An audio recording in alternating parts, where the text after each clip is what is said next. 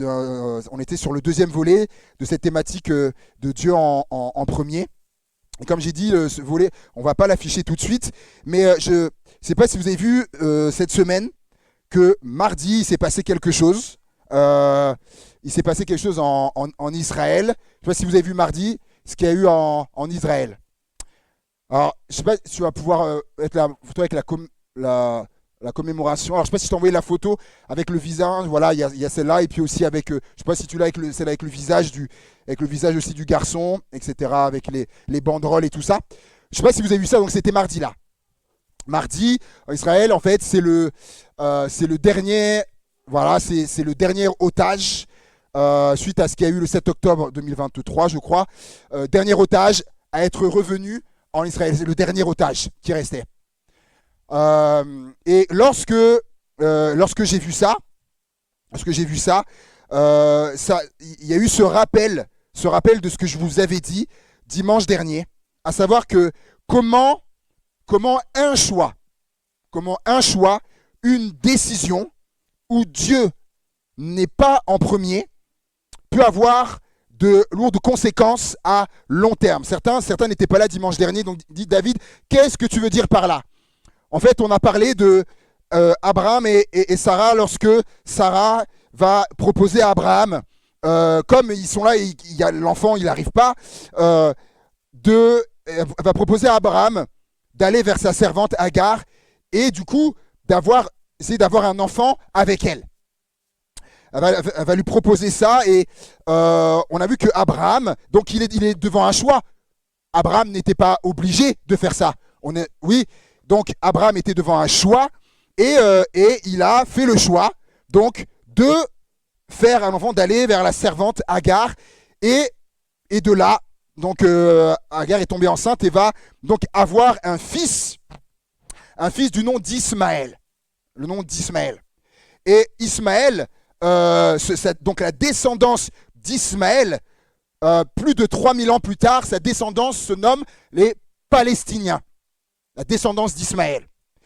Et donc en 1948, donc va naître donc un conflit qui dure donc depuis 78 ans cette année, depuis mai 48, et avec les conséquences que l'on connaît, que l'on a vu. Donc la photo dont je vous ai montré là est d'une des conséquences, mais comme j'ai dit, c'est pas que dans un sens. Si tu peux mettre les autres photos, s'il te plaît, là, avec les voilà. Ça, quand on voit ça, je sais pas, mais c'est hallucinant, On dit, mais quoi, c'est quoi? C'est une décharge, c'est quoi? Maintenant, quand on dit que c'est une ville, une région, c'est hallucinant.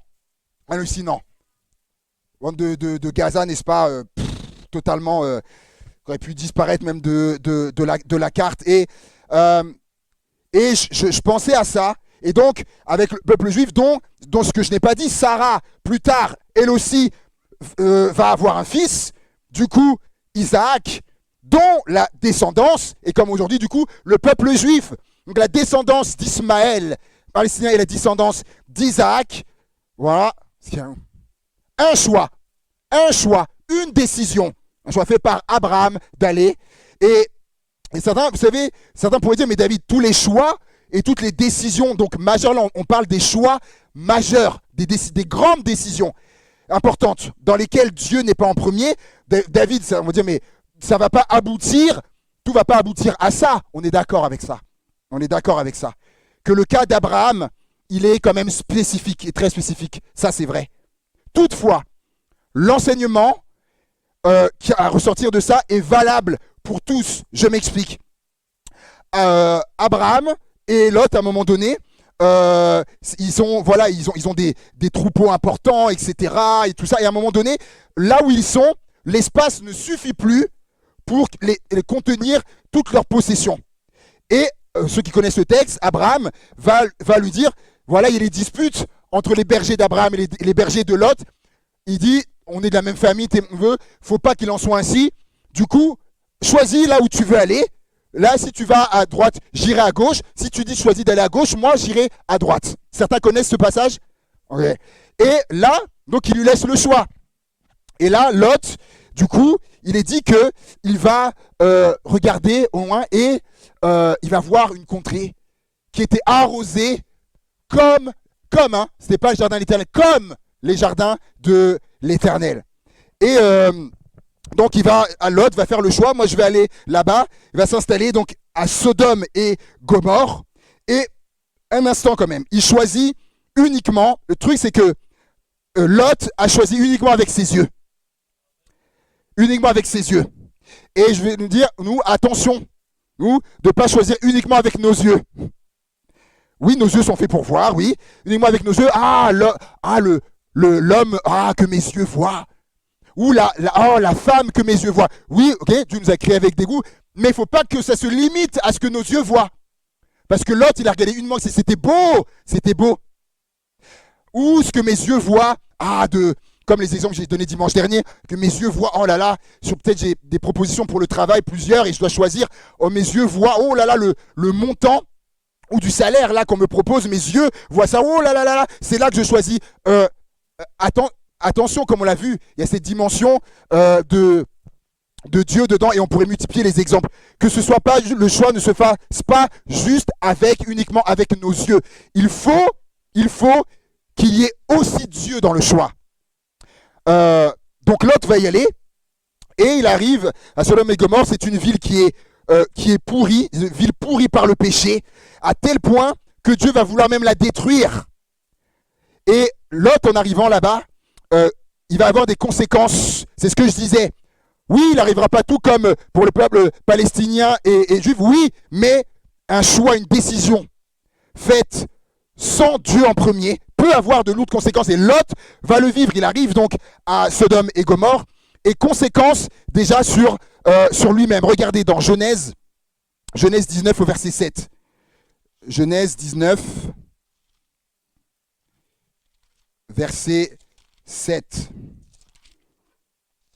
C'est terrible quand on y pense. Genèse 19, verset 7. Et il va dire, voilà, aux hommes qui sont dehors, qui veulent faire du mal là, aux hommes qui sont venus chez lui, et il va dire Lot, et il dit, mes frères, il appelle les gens de Sodome et Gomorrhe ses frères, avec le péché dans lequel ils étaient, il les appelle mes frères. Déjà là, on voit les conséquences qu'il y a eu sur Lot. Mes frères, je vous prie, ne faites pas le mal. Voici, et regardez bien, verset 8, regardez bien. Voici, j'ai ici 2 filles qui n'ont point connu d'homme, je vous les amènerai dehors et vous ferez ce qu'il vous plaira. Mais ne faites rien à ces hommes qui sont venus à l'ombre de mon toit. Mais oh là là, les amis là, est-ce qu'on réalise ce qui se passe là? Lot, des hommes qui veulent faire du mal à ceux qui sont chez toi, dire non, ne faites pas de mal à ces hommes, je vais vous amener mes filles. Et conséquence sur lui-même. Le fait d'être allé là-bas, Lot déjà a été contaminé par le péché. J'ai envie de dire, mais quel papa fait ça? Et ensuite, donc, conséquence sur lui-même, mais ensuite également, conséquence sur sa femme. Vous me rappelez, quand Dieu va décider de détruire Sodome et Gomorrhe, voilà, il va sauver Lot grâce à la prière d'Abraham, il va sauver Lot et sa famille, et là on va lui dire, partez, mais ne regardez pas derrière. Vous savez, donc sa femme, ils vont aller, et sa femme, qu'est-ce qu'elle va faire? Elle va retourner derrière. Mais on va dire, mais David, conséquence, ça c'est à cause d'elle. C'est à cause d'elle, elle n'a pas obéi, elle a regardé derrière. Mais je vais vous poser une question. Est-ce qu'elle a eu besoin de se retourner sur Sodome et Gomorrhe s'ils avaient été à Sodome et Gomorrhe? S'ils n'avaient pas été à Sodome et Gomorrhe, pardon. Les choix, conséquences, et c'est pas fini. Et sur ses filles. Mais là, je vais ça parce qu'il y a les enfants avec nous aujourd'hui. Ceux qui connaissent l'histoire, ça se passait avec les filles de Lot. Abomination. Vous voyez, les conséquences d'un choix, clac, peuvent avoir à long terme. Vous voyez? Et ça, ça nous concerne. Les choix majeurs, les choix importants. Et la différence avec Abraham, lorsque vous regardez, quand Lot a choisi, il est dit après, par rapport à Abraham, et il est dit, Dieu dit à Abraham, lève les yeux et regarde. Et en fait, pour Abraham, c'est différent. Le choix, il s'est fait avec Dieu. Et on connaît la suite qu'a eu Abraham et la suite qu'a eu Lot. C'est pas du tout la même. Et Il a laissé Dieu lui indiquer le bon choix. On a vu que c'était une habitude qu'avait David de demander à Dieu ce qu'il devait faire face aux décisions qu'il avait à prendre, aux grands choix qu'il avait à faire. Mais on l'a vu également, à un moment donné, David qui était dans un temps de grand découragement, il était en fuite, il était fugitif, il n'en pouvait plus de fuir, de se cacher constamment. Vous imaginez être comme ça, c'est-à-dire que tu es en tension, en stress quasi permanent. Et David, à un moment donné, David a perdu espoir, et on l'a lu dimanche dernier. Il va prendre une décision sur un coup de tête. Il va dire, non, là, Saül, il va me tuer. Ce que j'ai de mieux, c'est d'aller me réfugier chez les Philistins. Et il va aller se réfugier chez les Philistins. Décision sur un coup de tête. Attention. Et j'aimerais vous dire également, on a vu attention aux décisions prises sur un coup de tête. Et en plus, si tu es découragé, que tu as perdu espoir, ne prends jamais de grandes décisions ni de grands choix. Quand tu es découragé, perdu, que tu n'as plus d'espoir, non. Cette décision va le conduire dans une décadence morale. On l'a vu, c'est-à-dire, on l'a vu, il va se mettre à tuer des innocents, David, à tuer des innocents, à mentir sans vergogne. Mais c'est pas tout. Regardez avec moi dans 1 Samuel, chapitre 29. Dans 1 Samuel, au chapitre 29 et au verset 2. 1 Samuel 29, verset 2. Donc là, il est chez les Philistins, hein, chez leurs ennemis jurés. Les princes des Philistins s'avancèrent avec... verset 1er. Les Philistins rassemblèrent toutes leurs troupes à Aphek, et Israël campa près de la source de Jizréel. Donc comprenez bien ce qui se passe. Là, il y a déclaration de guerre entre les Philistins et Israël. Là, il est dit verset 2. Les princes des Philistins s'avancèrent avec leurs centaines et leurs milliers, donc les troupes des Philistins. Et, oh là là, moi, quand je lis la suite, mais je dis, et David et ses gens marchaient à l'arrière-garde avec Akish. David est dans l'armée des Philistins. Mais est-ce possible? Il est arrivé à rentrer dans l'armée de leurs ennemis jurés. Je ne sais pas si certains connaissaient ce passage-là.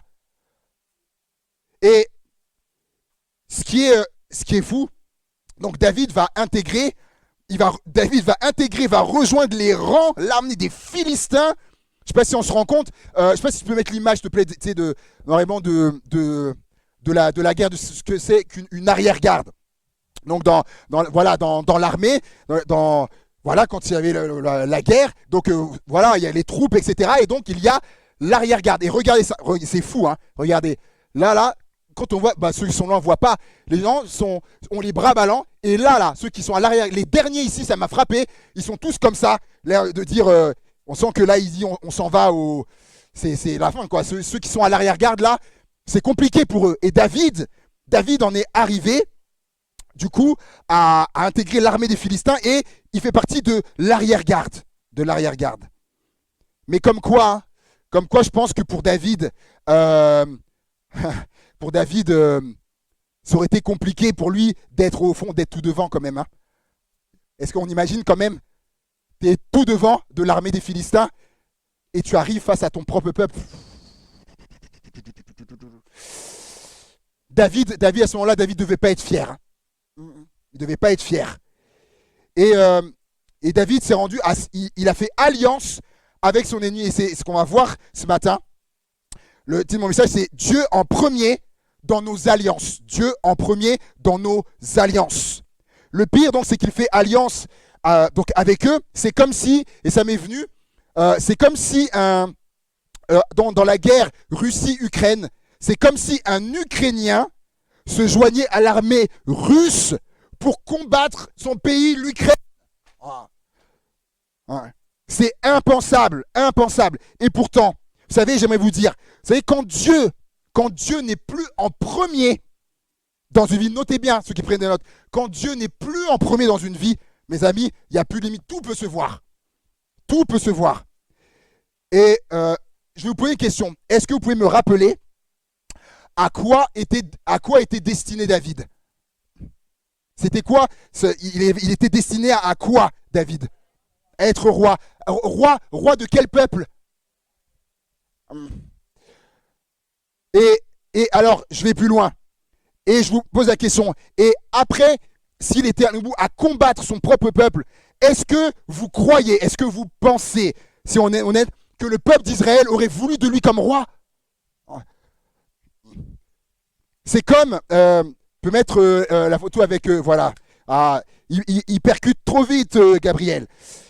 C'est comme si Zelensky, imaginez qu'avant, il était dans l'armée, dans l'armée ukrainienne, et donc il aurait été donc destiné à, imaginez, il est à la place de David, et Zelensky aurait été destiné à être le président de l'Ukraine. Il est dans l'armée, il est du coup dans l'armée russe, imaginez, dans l'armée russe, il fait alliance avec Vladimir Poutine et l'armée russe pour combattre l'Ukraine. Est-ce que vous pensez que plus tard, lorsqu'il se serait présenté en tant que président, les Ukrainiens auraient voté pour lui? Mais non. Donc comprenez ce qui se passe pour David. C'est précisément ce qui allait arriver à David. David allait compromettre son avenir. Et tu peux compromettre ton avenir ou une partie de ton avenir pour une mauvaise alliance que tu as faite. David était prêt à combattre l'armée. Non mais il était prêt à combattre à combattre aux côtés de l'armée dont il a vaincu le champion, c'est-à-dire Goliath. Et je pense que si on lui avait dit ça à David, quelques temps plus tôt, si on lui avait dit, tu sais David, un jour, à l'époque où David a tué Goliath, si on lui avait dit, tu sais David, un jour David, tu seras à leur côté, aux côtés des Philistins pour nous combattre. Mais n'importe quoi. Mais tu délires. Sauf que c'est ce qu'il était en train de faire. Voyez un petit peu. Ah, merci beaucoup. Il y en a qui ont compassion de moi. Merci beaucoup. Et donc, vous voyez, par rapport à David, je reprends mes notes. Mettre Dieu en premier dans nos alliances nous évitera bien des échecs, bien des regrets. Oh là, je vais avoir toute la... Oh là là, merci. Bon, ce sera pour dimanche prochain du coup. Mettre Dieu en premier dans nos alliances nous évitera bien des erreurs, de faire des choses mais absolument folles, bien des échecs, bien des regrets, bien des déceptions. Et Josué en sait quelque chose. Josué chapitre 9.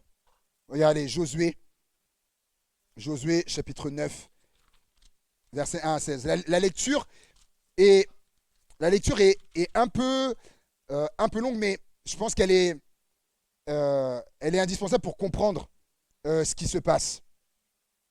Josué chapitre 9, versets 1 à 16. Non, verset 3, à partir du verset 3. Josué 9, verset 3 à 16. Les habitants de Gabaon, de leur côté, lorsqu'ils apprirent de quelle manière Josué avait traité Jéricho et Haï, eurent recours à la ruse. Retenez bien ce mot. Eurent recours à la ruse.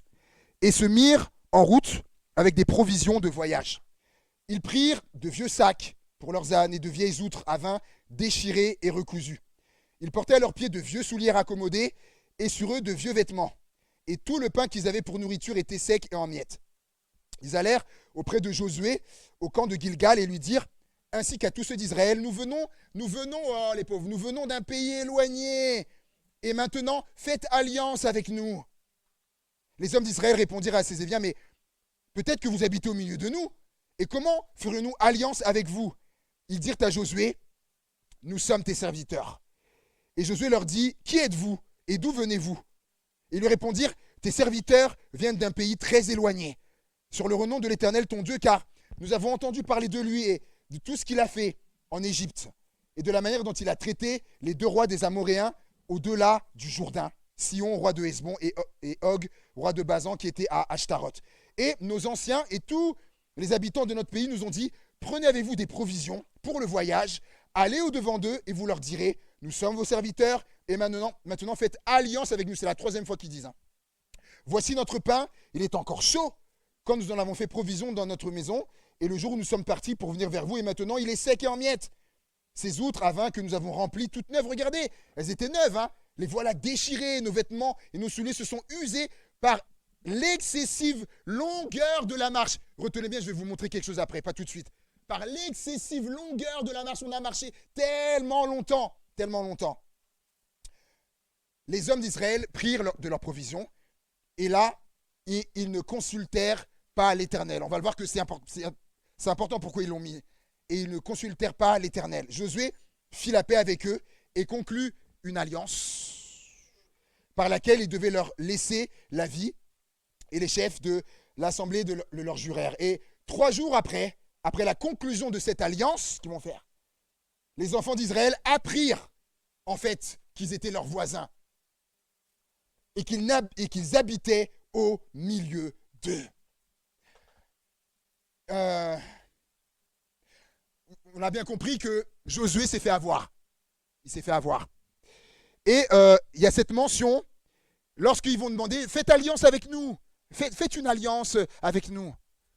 Et il est dit, ils ne consultèrent pas Dieu. Pourquoi il y a cette mention? Parce que à ce moment-là, c'est ce qui était attendu d'eux, d'aller consulter Dieu. Ok, on entend votre demande de faire alliance avec nous, mais on va prendre un instant, on va aller consulter notre Dieu, voir ce qu'il en pense.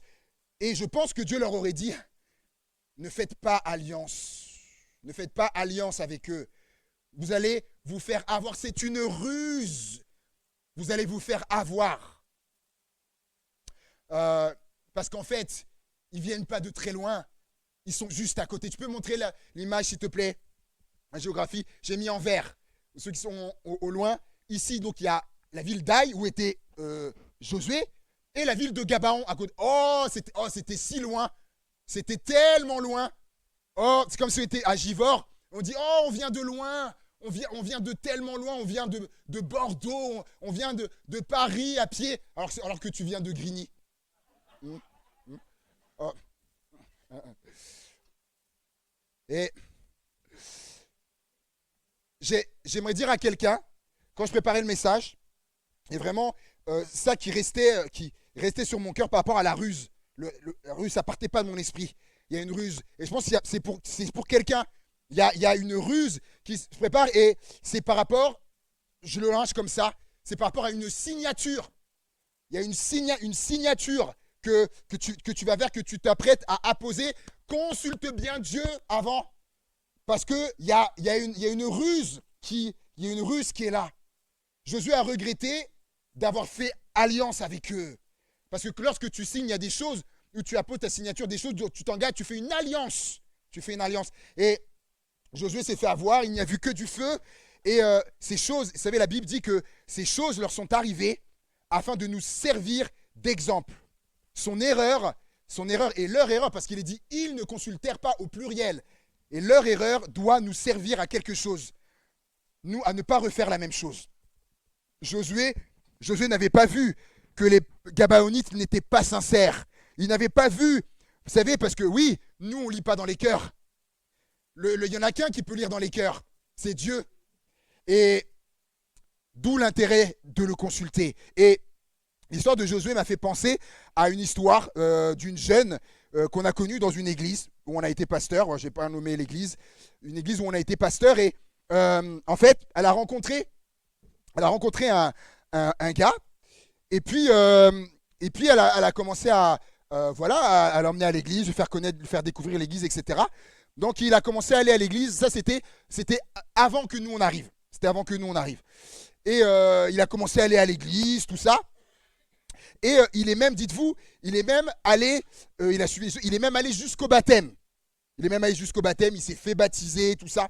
Et là, elle se disait, ben voilà, c'est bon, engagé avec le Seigneur, etc. Elle disait, c'est bon. Et il y a le projet de mariage.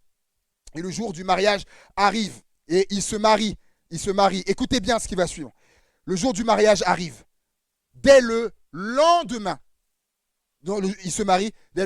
À partir du lendemain, son mari n'a plus jamais voulu mettre le pied à l'église.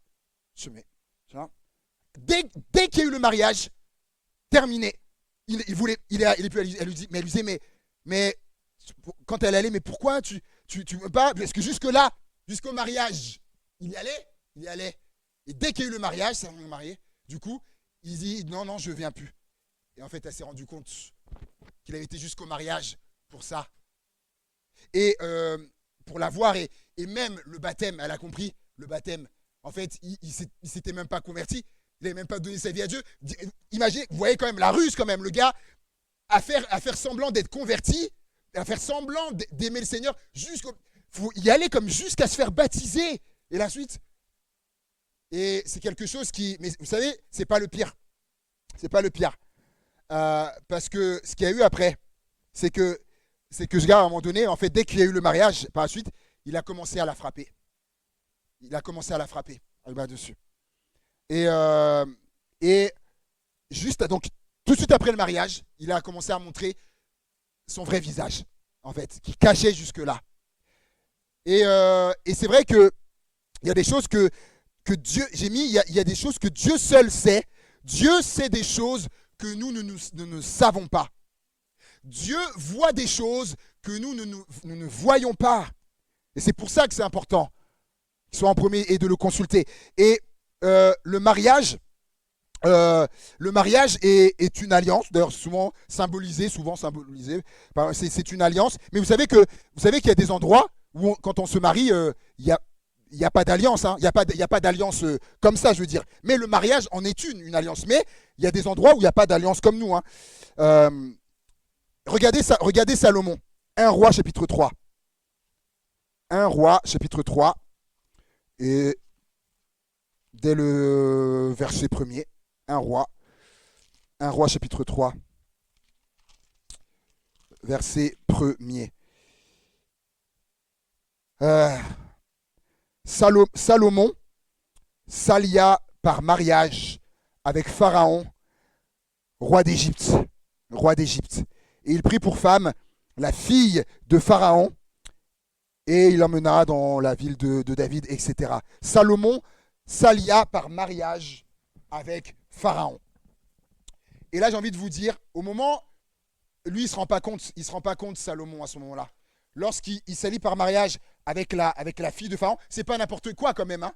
La fille de Pharaon, roi d'Égypte. Il ne réalise pas que à ce moment-là, quand il fait ça, cette alliance-là, et ben là, c'est le début des problèmes. Et la suite, quand il fait ça, Salomon va ouvrir une porte. Regardez 8 chapitres plus loin. 1 Roi chapitre 11. 1 Roi chapitre 11. Là, il s'est allié en mariage, donc juste avec la fille de Pharaon, mais une alliance avec Pharaon, roi d'Égypte. 1 Roi 11, versets 1 à 11. Et maintenant, regardez la porte que ça a ouvert. Le roi Salomon aima beaucoup de femmes étrangères. Donc là, c'est plus juste uniquement la fille de Pharaon. Salomon aima beaucoup de femmes étrangères. Outre la fille de Pharaon, des Moabites, des Ammonites, des Édomites, des Sidoniennes, des Étiennes, etc., appartenant aux nations dont l'Éternel avait dit aux enfants d'Israël, vous n'irez point chez elles, et elles ne viendront point chez vous. Elles tourneraient, parce qu'il y avait une raison, elles tourneraient certainement vos cœurs du côté de leur Dieu. Ce fut à ces nations que s'attacha Salomon, entraîné par l'amour. Il eut, et regardez bien, il eut 700 femmes. Pardon, 700 princesses, non, version. Pardon, 700 princesses pour femmes. Oui. Et 300 concubines. Et ces femmes détournèrent son cœur. Et c'est pas fini. À l'époque de la vieillesse de Salomon, ces femmes inclinèrent son cœur vers d'autres dieux. Et son cœur ne fut point tout entier à l'Éternel, son Dieu, comme l'avait été le cœur de David, son père. Salomon alla après Astarté, divinité des Sidoniens, et après Milcom, l'abomination des Ammonites. Et Salomon fit ce qui est mal aux yeux de l'Éternel, et il ne suivit point pleinement l'Éternel comme David son père. Alors Salomon bâtit sur la montagne qui est en face de Jérusalem. Un haut lieu pour Kémosh, le dieu Kémosh, l'abomination de Moab, et pour le dieu Moloch, l'abomination des fils d'Ammon. Et il fit ainsi pour toutes ces femmes étrangères qui offraient des parfums et des sacrifices à leurs dieux. Et croyez pas que Dieu allait rester dans le silence. Waouh! L'Éternel fut irrité contre Salomon parce qu'il avait détourné son cœur de l'Éternel, le Dieu d'Israël, qui lui était apparu 2 fois. Il lui avait à cet égard défendu d'aller auprès d'autres dieux. Mais Salomon, dont il n'en a eu rien à faire, n'observa point les ordres de l'Éternel. Et l'Éternel dit à Salomon, puisque tu as agi de la sorte et que tu n'as pas observé mon alliance, donc il avait fait avec lui, et mes lois que je t'avais prescrites, je déchirerai le royaume de dessus toi et je le donnerai à ton serviteur.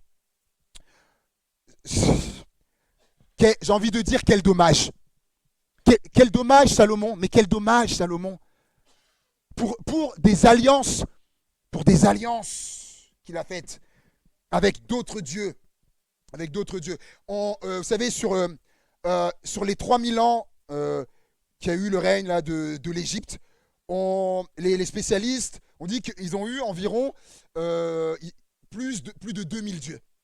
Plus de 2000 dieux. C'est-à-dire que Salomon, lorsque il fait ces alliances-là, avec ses femmes et avec toutes ces alliances-là, avec ces autres dieux, plus de... Déjà un seul, c'était trop déjà. Mais avec tous ces dieux-là, eh ben, on voit malheureusement que ce que Dieu lui a dit. Et en fait, il a fait des alliances avec toutes ces femmes et regardez où ça l'a conduit. Les alliances qu'il a faites avec ces femmes qui adoraient ces dieux-là ont eu un impact sur lui. Et c'est ça que je veux retenir. Les alliances qu'il a faites ont eu un impact sur lui. Lui, Salomon, fils de David, qui a été à aller adorer le dieu Moloch, Kémosh, ce dieu auquel certains allaient et ils offraient les enfants. Et j'aimerais dire, attention à tes alliances. Attention à nos alliances, les alliances que nous faisons. Je vous ai dit dimanche dernier qu'il y a, à la période des fêtes, il y a un agent d'artiste qui m'a contacté là sur Instagram. Parce que c'est certains qui sont là, j'en vois, qui n'ont pas l'habitude de venir ici. Parce que voilà, j'exerce en tant qu'artiste à côté du pastorat. Je suis aussi artiste dessinateur à mon compte. Et il y a cet agent d'artiste qui me contacte et qui, voilà, il a vu ce que je fais et il voudrait qu'on collabore. Je lui dis ça dimanche dernier. Donc je lui ai expliqué qu'il m'a vendu le truc. Il m'a vendu le truc pour que je le rejoigne. Tu peux mettre la photo, s'il te plaît, c'est du magazine. Voilà, c'est celui qui est à votre gauche. Voilà, Chris, ça s'appelle Chris the Agent. Donc il est agent, c'est un agent d'artiste. Et donc, il m'a vendu le truc, tout ça. Et je vous avais dit qu'il y avait des choses qui m'avaient dérangé. Ce que je ne vous ai pas dit, c'est que il me donne des exemples à un moment donné. Et il me dit avec donc cette femme-là qui est dans le milieu de l'art, etc., très réputée et tout ça. Elle est à Monaco. Et il me dit, on a un endroit où les artistes peuvent exposer. Et il me dit, c'est dans la ville la plus chère de France au mètre carré. On pourrait penser, mais il m'a donné le nom. Vous pouvez te retrouver sur Internet là. La ville la plus chère au mètre carré en France, mais dans ce coin-là. Là. Il me dit, on a un espace où les artistes peuvent exposer, et tu pourrais, etc. Et là, il continue, il dit, tu sais, c'est en face d'un port. C'est en face d'un port où il y a les yachts. Il y a les yachts qui sont là. Il y a les yachts. Donc, pour avoir un yacht, il faut être millionnaire. Il dit, il y a des yachts qui sont là. Et il m'explique, il me dit, tu sais, des fois, on les voit arriver dans la galerie. Ils viennent et tout. Des fois, tu les vois. Il dit, en short, en tongs, tu peux même pas te dire que c'est un millionnaire. Et il vient, ils entrent. Tiens, et il voit les autres. Tiens, j'achète. Et il dit, des fois, ils prennent comme ça 8, 9, 10 hommes. Et ils ne regardent pas. Et ils partent. Et donc, il me dit tout ça. Et il me dit, et tu sais, on a fait quelque chose aussi où il dit, il y a eu le prince Albert de Monaco qui est venu. Et dans ce qu'il dit, c'est vrai, ce qu'il dit, c'est vrai. J'avais même, avant qu'il me contacte, j'avais déjà vu cet événement-là. Il dit, c'est vrai ce qu'il dit. Et donc, voilà, il sort du coup tout ça et tout. Et pour que je rejoigne, et je vous avais dit qu'il avait donc signé il allait signer avec un autre artiste, et je vous avais dit dimanche dernier que cet artiste était également magicien. Et là, je vous avais dit déjà que lorsque il m'avait dit ça, en moi, déjà, c'était... Et, mais et certains pourraient dire, mais David, attends, David, pourquoi pas faire alliance? Pourquoi pas faire alliance avec lui? Puisque David, c'est pas lui qui est magicien. Lui, il signe un autre artiste qui est magicien. Mais lui, il n'est pas magicien. Pourquoi tu ne ferais pas alliance avec lui? Je vais vous montrer quelque chose. Je voudrais deux jeunes, deux enfants, garçon, fille, peu importe, oui, et un autre, un jeune, dites peu importe, je veux des jeunes. Un autre qui pourrait venir. Alors, allez, viens. Allez, viens, Ambre, viens.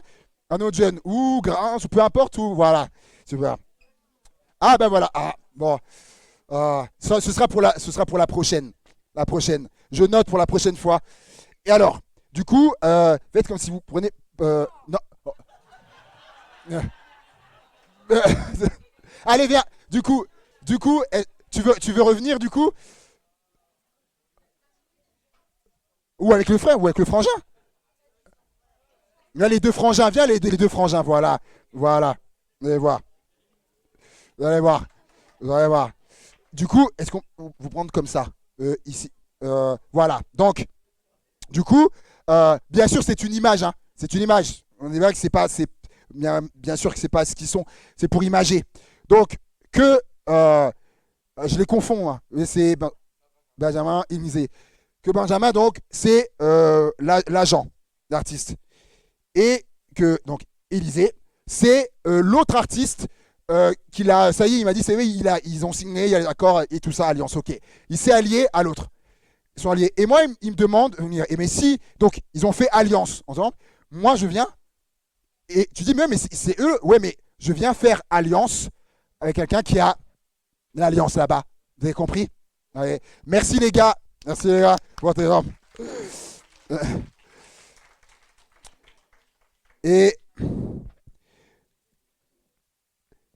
juste pour vous dire que c'est trop important. C'est trop important. Et j'arrive sur la fin. Dire que, vous savez, Salomon, faut quand même se dire que Salomon, c'était l'homme le plus sage que la terre ait porté. Genre, on ne met pas Jésus hein, dedans. C'est l'homme le plus sage que la terre ait porté. Et vous voyez ce qu'il a été capable de faire comme alliance? L'homme le plus sage. Donc nous, on va arriver et dire, oh, mais nous, on est plus forts. Nous, on saura, on est que Salomon. Non. Ayons un peu de modestie, un peu d'humilité. Et de dire, non, il faut faire attention aux alliances que nous faisons. Et je termine avec l'exemple, et je reviens à David pour conclure. Je reviens à David. On a vu David, hein, ce qu'il a jusqu'à aller combattre aux côtés des Philistins. Heureusement que Dieu s'en est mêlé. Et je conclus avec 1 Samuel 30, versets 1 à 8. 1 Samuel 30, versets 1 à 8.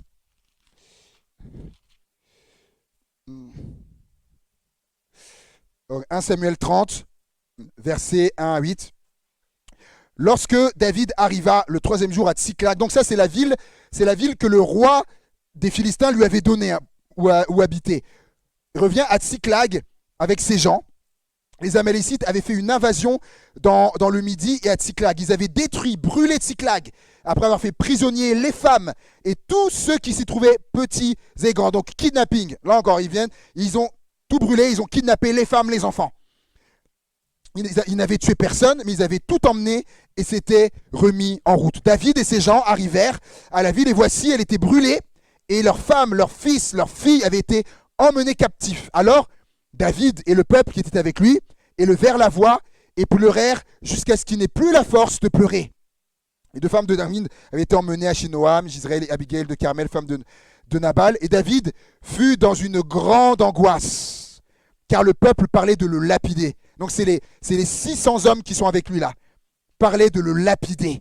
Parce que tous avaient de l'amertume dans l'âme, chacun à cause de ses fils et de ses filles. Mais David reprit courage en s'appuyant sur l'Éternel son Dieu. Il dit au sacrificateur Abiatar, fils d'Achimélec, apporte-moi donc l'éphod. Et Abiatar apporta l'éphod à David. Verset 8, c'est le verset important. David consulta l'Éternel alors qu'il avait fait depuis longtemps. Il consulta l'Éternel en disant, poursuivrai-je cette troupe? L'atteindrai-je? L'Éternel lui répondit, poursuis car tu atteindras et tu délivreras. Amen. Juste ce rappel. David arrive avec ses hommes. La ville elle a été brûlée. Les femmes, les enfants kidnappés. Et là, c'est terrible. C'est terrible ce qui se passe. Et en fait, les gars qui sont avec lui, donc il dit qu'ils ont pleuré jusqu'à ce qu'il n'ait plus la force de pleurer, vous imaginez. Et à un moment donné, les gars qui sont là, 600 quand même, hein, ils vont parler de le lapider, ils veulent lapider David. Parce que pour eux, c'est à cause de David que ça s'est passé. On pourrait dire, mais attendez les amis, à cause de David, le kidnapping, rappelez-vous, c'est qui sur un coup d'aide comme ça, a pris la décision d'aller chez les ennemis, chez les Philistins? C'est qui? C'est David. Mais on comprend, donc lorsqu'il a fait ça, il a entraîné aussi avec tous ceux qui étaient avec lui. Vous pourriez dire, non, mais ils étaient grands, ils auraient pu, oui, mais David, c'était le chef. C'était le chef, David. Et donc, dans un sens, ils avaient pas tort. Mais bien sûr, ce qu'ils allaient faire, c'était mal, évidemment. Et David, il est dans l'angoisse, évidemment. Vous imaginez 600 personnes qui parlent de vous lapider avec les pierres. Bien sûr que tu es dans l'angoisse. Et David, David, il réalise quelque chose. Il reprit courage. Comment? En s'appuyant sur l'Éternel. Donc, à remettre Dieu en premier. Et il est dit, verset 8, et David consulta l'Éternel en disant, Seigneur, poursuivrai-je cette troupe? On pourrait dire, mais David, ta famille, ils ont été kidnappés, les femmes, les enfants, et tu demandes à Dieu, est-ce que je dois aller? Mais David, c'est une évidence. Va, mais non. Là, j'aimerais vous dire, là, David, il a appris de ses erreurs. Il dit non, je ne vais pas faire sur un coup de tête. Il faut que je sache ce que le Seigneur en dit. Il consulte l'Éternel. Est-ce que j'y vais? Dieu lui dit, va et tu vas délivrer. Et David va revenir à son premier amour qu'il avait abandonné, délaissé. Il va de nouveau consulter Dieu, le mettre en premier. Et des fois, et je termine avec ça, des fois, il faut un événement malheureux pour nous remettre sur les rails et sur le droit chemin et reprendre conscience que c'est Dieu qui doit être en premier. Et des fois, ça passe par des événements comme ça, qui sont un peu douloureux. Je ne sais pas si je t'ai envoyé la photo d'un gars en blanc. Je ne sais plus si je te l'ai envoyé. Non. Je vais donner un exemple d'un gars qui est, lorsqu'on était à Aix-en-Provence, lors d'un service de baptême, il y a des baptisés qui témoignent. Et il raconte que comment il est revenu. Comment il est revenu à Dieu, parce qu'il connaissait Dieu, il savait que c'était la vérité, etc. Mais voilà, il faisait sa vie. Dieu, pas du tout en premier dans sa vie. Et en fait, ce qui s'est passé, il raconte qu'à un moment donné, leur fille, elle va pas rentrer. Elle va pas rentrer un soir, etc. Et puis de là, fil en aiguille, un soir, un jour, etc. Et leur fille qui est pas revenue, adolescente à ce moment-là, ou quelque chose comme ça, je sais plus. Et évidemment, les parents qui sont là, ça va bien ce que ça peut générer. Et l'angoisse, comme David, hein, l'angoisse, tout ce qu'on veut, la peur, tout. Et il raconte que cette épreuve, parce que c'était une épreuve, il ne savait pas s'il allait la retrouver. Il dit, c'est ça, il dit les soirs, il dit, j'étais à genoux, il dit, je pleurais comme un enfant, comme un bébé dans la chambre, je pleurais, j'étais à genoux, il dit, j'implorais Dieu pour ma fille, etc. Si tu sais où est-ce qu'elle est, etc., de la faire revenir. C'était très fort le témoignage. Et il dit, j'étais brisé, il dit, ça m'a brisé, et c'est ça, et il raconte, il dit, c'est ça qui m'a fait revenir à Dieu. Il dit, parce qu'en fait, quelques jours après, quelqu'un les appelle, et en fait, elle était une amie en fait chez des gens qui connaissaient, mais elle était là-bas. Et en fait, le fait que il ait retrouvé sa fille, c'est intéressant. C'est comme David qu'il ait retrouvé sa fille. Il dit, c'est ça qui l'a fait revenir à Dieu. Tellement dans la gratitude. Il dit, Seigneur, non, il faut que je te voue ma vie, il faut que je te donne ma vie. Des fois, c'est pour ça que je vous le dis, des fois, ça passera par des choses de brisement qui nous fait réaliser que c'est Dieu qui doit être en premier. Et termine avec un exemple du coup suite au décès de mon papa. Il y a une personne qu'on connaît qui a du coup qui a renoué avec l'Église. Cette personne, elle n'allait plus à l'église. Cette personne, on s'est fait baptiser en même temps. Euh, et pendant 10 ans, pendant quasiment 10 ans, cette personne n'est plus allée à l'église par des choix qu'elle a fait. Et le décès de mon papa a fait que cette personne, du coup, s'est dit, mais il ne faut pas que je fasse n'importe quoi de ma vie. J'avais fait une alliance avec Dieu. Et c'est le décès, mon papa, qui a fait réaliser et qui a renoué, il a refait alliance avec Dieu. Et un jour, cette personne nous envoie un message disant, je suis allé à l'église.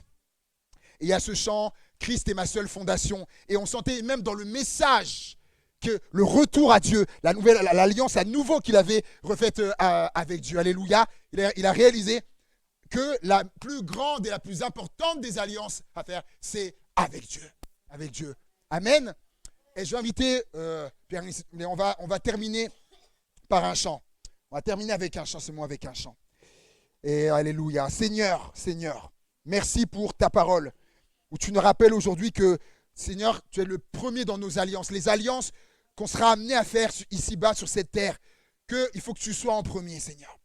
Parce qu'il y a des alliances qui, comme Josué, qui sont des ruses, il y a des choses qui sont des pièges, il y a des choses qui vont nous détourner, nous éloigner, Seigneur, de toi. Et c'est important que tu sois, Seigneur mon Dieu, en premier, même dans nos alliances, Seigneur Jésus.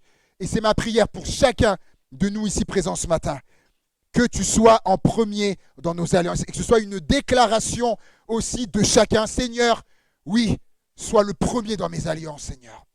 Sois le premier dans mes alliances. Je ne vais pas m'allier dans des choses, Seigneur, sans toi, sans ton aval, Seigneur mon Dieu. Oh Jésus, alléluia. Et qu'à toi, mon Dieu, soit toute la gloire, Père. Au nom de Jésus. Amen. Amen. Alléluia.